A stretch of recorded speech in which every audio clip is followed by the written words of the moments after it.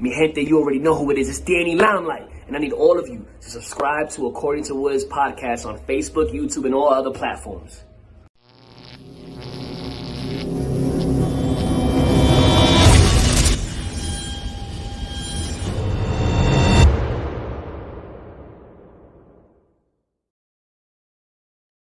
What's good, party people? This is According to Woods, and I have the honor and privilege of having back a gentleman who will be taking place at Bellator 253 in, that's just right around the corner. He's the one and only Raufeon Super Stots. What's going Woo, on, sir? woo, woo. What's up? Doing pretty good, man. Doing Dude, you pretty good, look actually. great. You look great. We're a week away from the fight? Yeah, a week Days away, away? pretty much. Yeah, a week away from weigh-in. And then so not this Thursday, but next Thursday, be locking it up in the cage. You excited? Super excited, man. I'm super excited. Can't even. No, Can't even no, put for into sure, words. for sure. I mean, it literally exudes from your face. Dare I say it? You're glowing even. I'm glowing. Yeah, I kind of feel like that. I'm waiting on like a baby to be hatched. I put in a lot of work this camp. I've been putting in a lot of work in 2020. With everything going on, so I'm excited. No, absolutely. And here's the cool thing. And Emilio Sanchez, one of your Rufus Sport affiliates, Super, what's up, brethren. Manny or Yeah, he said super or stocks, Emilio? get My it, bad. 100%. So, I mean, my goodness. I mean, last fight to this fight, right? So, Yeah, obviously, you've been through the kind of like the COVID. You have kind of an advantage, right? You've already been through the COVID process. You know, yep, kind of what it's like.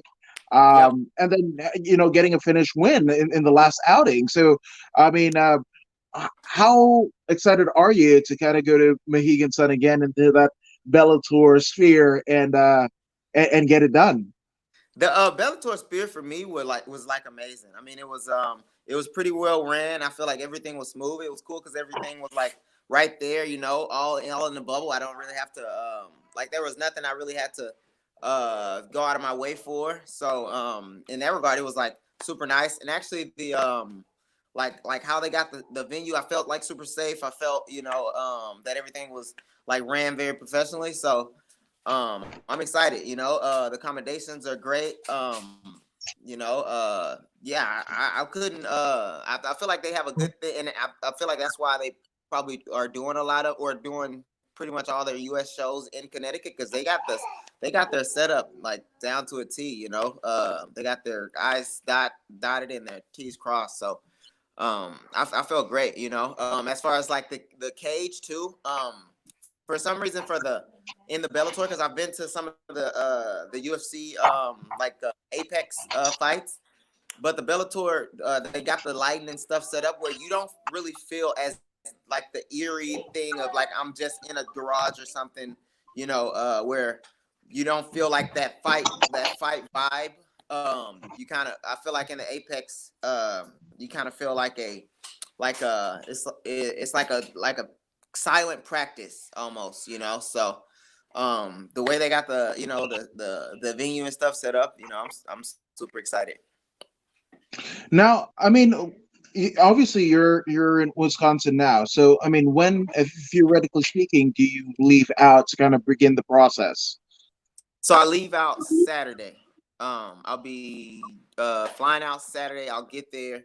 I've already took a pre-COVID test. I'll get there and then immediately I'll take a test right when I get to my room, and then I'll be locked down in my room for I think 48 hours or whenever they get the test back, and then then we start the process.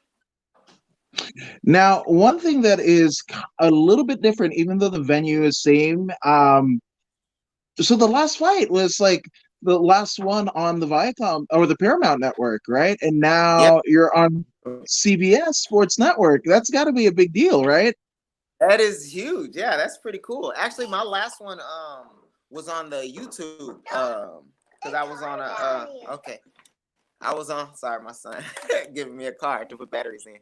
But I was on the YouTubes, and then so I've never fought on the Viacam. I fought on the DAZN app, but this will be my first time fighting, on the CBS, like a television network, so that's pretty cool, that's super exciting. Like I just pretty much found that out as everybody else was finding it out, so that's cool. Yeah, I mean that's a pretty big distinction, right? When we talk about like CBS Sports Network, you talk all the way back into like the '70s and football, and like Yeah, I mean that was almost they like the got a breeding big ground. big That and sports ABC. family out there with the CBS network. So I'm excited to pretty much like be mentioned among those like these teams and names and stuff. So that's huge for me. It's huge. Absolutely. So I mean, obviously, your opponent. I mean, he's a pretty touted prospect, right? I mean, dare I say Yeah, it, yeah. with close to 10 fights in his pro MMA career, right? I mean, Hmm. I think we could shed the label of prospect, right? Because like Yeah, he's exactly. there. Yep. Exactly. And I feel like a lot of people thus far have kind of underestimated Kevin Lee or Keith Lee. And because of his brother, they feel like he's the little brother of Keith Lee. But the way I look at it is he's had a lot of experience, you being that Kevin is his big brother. So he's been able to kind of learn from his successes and his failures. You know what I mean? So I by no means am I underestimating this guy, this man. I'm ready to put my best foot forward, and I'm ready to dominate. Him just like any other person, but I'm well aware that he's a dangerous fighter, and he's very good. Absolutely.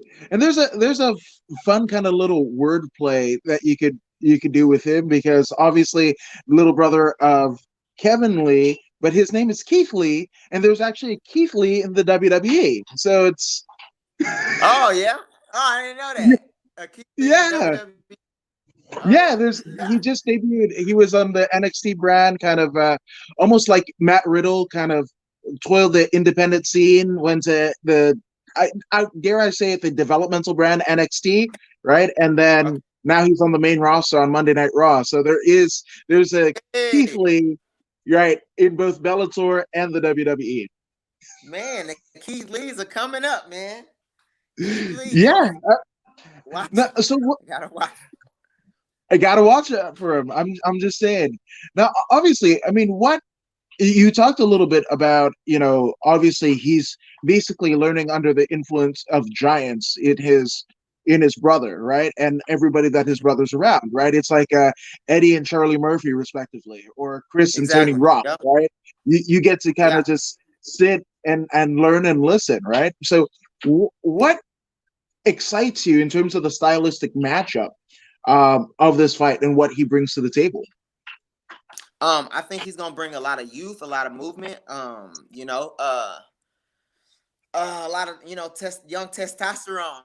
You know, I feel like, and also he's very composed. I'm watching a lot of his fights, and he's fighting like veterans like Sean Bunch. You know what I mean? And he's holding his own. He's staying composed. He's attacking when he needs to. So he's a well. He his coaches did good with him. He reminds me a lot of kind of an early Sergio, because like Sergio Pettis, one of my teammates, is the brother of Anthony Pettis, but Mhm. some could argue that Sergio has like better, he's better technically. And Anthony and Sergio say the same thing, or Serge probably won't admit to it, but Anthony probably say the same thing. Sergio was kind of forced to be more technical and more you know yeah, more technical, because he was a younger fighter fighting like older men. You know what I mean? So he had to there's things he had to do, just being like a younger person, not coming into their strength yet, not coming into a lot of things, like he was like fighting grown men, and I feel like that's in a lot of ways Keith Lee. So that makes for a Yeah, dangerous opponent. Which, I mean, that's a pretty interesting, kind of dynamic that you have. And I dare I say it would be even an advantage mentally because you have teammates that are literally in the same situation as Kevin and Keith, which again, I think it brings an interesting dynamic and you kind of learn from what they kind of go through and see it. Yep, And literally feel it when you guys are getting rounds that, exactly. you don't, And that's not something to say I you know like. what you, Oh, go ahead. I'm sorry. no, go ahead.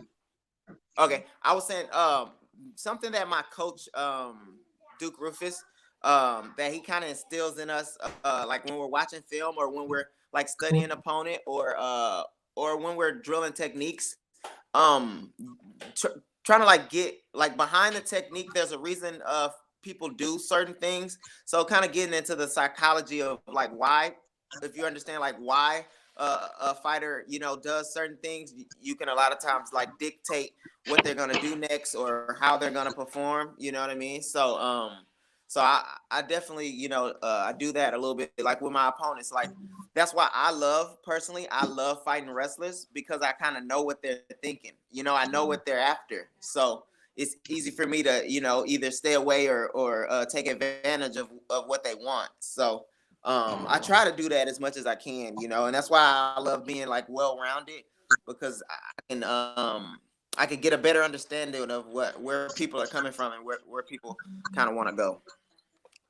No, absolutely. And again, MMA as well as all martial arts, right? It's a game of stylistic matchups, right? So that's where and where you are a little bit more versed than, kind of the Yeah, average bear, so to speak. yeah, for sure, for sure. A little bit, Now, just a little. absolutely. Now, obviously, and we alluded to it a little bit earlier, but I mean, again, you've had a fight during COVID, right? And you Yeah. experienced kind of the fight spirit, so to speak, right? So, Mhm. how quickly from the last fight to this fight were you back in training camp? So we had, I think, we had some. I feel like I took maybe a week, maybe week or two, because I feel like we had somebody fighting after. And our team is so small that everybody, especially now during the COVID, we keep our like team super small. So like every person that takes off, it just takes away from other people's training. So I feel like I was in there right away, and yeah, yeah, and I think I had I had a fight pretty much I want to say maybe 3 weeks. I was supposed to fight. No, I was supposed to fight in October, but the opponent fell through, and so then they moved it to November. And do you think? I mean, what would you have preferred? I mean, obviously, you know, just getting to fight in a matters, like a couple months matter of time. That's pretty cool. When most people are, especially during COVID, you're lucky to Especially get during these the times. standard three, right? Yeah. So hmm Yeah. No, I feel super blessed. For me, I would love to have fought in October and then maybe try to get another one in. It's selfish of me, but I'm always. I feel like if I'm healthy, I want to fight. I like doing it. So yeah, I would have rather fought in October, but me looking at it like now, looking at where Christmas is and Thanksgiving, I feel like this is like the perfect time for me to fight. It's like right the week before Thanksgiving, and then Christmas is like right around the corner. I mean, if they give me a fight, I'll take a fight in December, but it's most likely they'll give some other guys some chances to fight. So I'll be ready to start 2021 strong. now, I mean, obviously, being able to indulge yourself, so to speak, during the Thanksgiving holiday. What is the Yes. dish that you are looking forward to the most, especially having not to cut weight, so guilt free? Guilt free, man. I put stuffing on the plate, right? And then I put gravy on top of the stuffing. And then I put the cranberry sauce out the can. Not, what I'm saying, homemade. I gotta do the cranberry sauce that like slice. that little canned cranberry sauce, and I sprinkle that in there, and I just go to town. That's a perfect bite. I think that's what you described. It's a perfect bite. You have a little bit of savory, a little bit of sweet. You know what I'm saying? You got the substance from the stuffing. You know, I like my stuffing to have like turkey bits in it, and all that other stuff. I don't know exactly what goes into it, but I know I could taste turkey and I could take stuffing. So Yeah, yeah, and it's stuffing, right? You don't have to know what's in it. I mean, you're probably, yeah, especially as a professional athlete, you're probably like, oh man, if you knew what was in it. But yeah. again, nothing replicates the way that it tastes. So that's it. Oh yeah, no, not at all, not at all. And I could eat stuffing probably three plates full. I don't need anything else. I can probably just do stuffing if I could. You, I I mean, don't need the you and turkey. stuff. I don't need. I mean, I have. Say it again. No, go ahead. Turkey, you were saying? I was saying I don't need the turkey. I don't need like sides, the casseroles and stuff. I could do stuffing. I do stuffing for 3 plates. Sometimes I'll just to indulge whoever made the food. I'll kind of pick and choose and pick some stuff to eat. But I love the stuffing.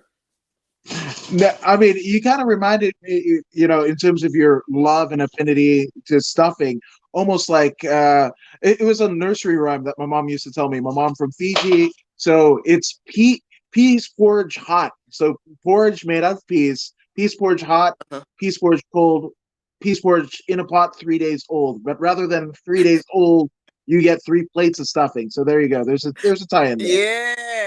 Yeah, that's my mindset. That's where I'm at. That's where I'm at. Damn right, dude. And we can't wait to see you back. Now, obviously, Keith is highly touted, right? So, how do you say this? How do you feel this one will play out? It's gonna play out with me finishing him probably second or third round. I gotta go into every one of my fights, starting off. I should say the first round because I wanna start breaking people early and breaking people often. So that's what my goal is to do. Break them down early and get them out of there. You know what I mean? By any means necessary. Any holes that we've trained to attack, I'm attacking them full force. So yeah, I would think because he's not a veteran, but he's a highly talented fighter, and so I'm gonna assume he's gonna stop me from finishing him in the first. But if he makes a mistake, I'm taking advantage. Damn right. I love it. I love it. But I mean, this is going to be one of the. There's a reason why this is on the main card. There's a reason why this is again. I Yep. mean, in terms of marketing bucks, Bellator went all in. I mean, pardon the Yeah. AEW pun, but they went all in promoting this fight. This one, I mean, by all intents and purposes, could be the fight of the night. Yeah, it's some names on this card, man. It's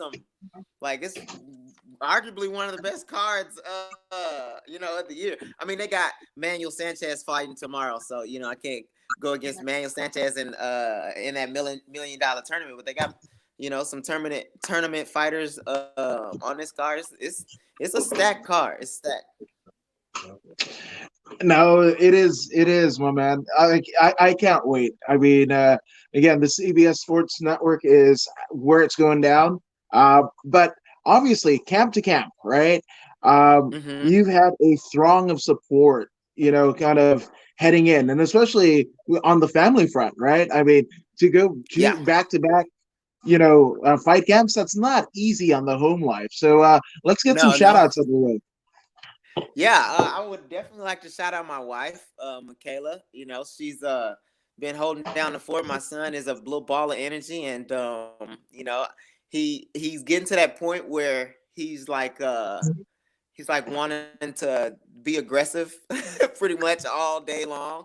So, and that's not my wife's vibe. She's more of a snuggler. So, she's definitely picking up the slacking ball. When I'm because I'm training a lot. So I definitely got to give her a shout out. I love her so much, and I appreciate everything she does. I also got to give a shout out. Oop, my bad.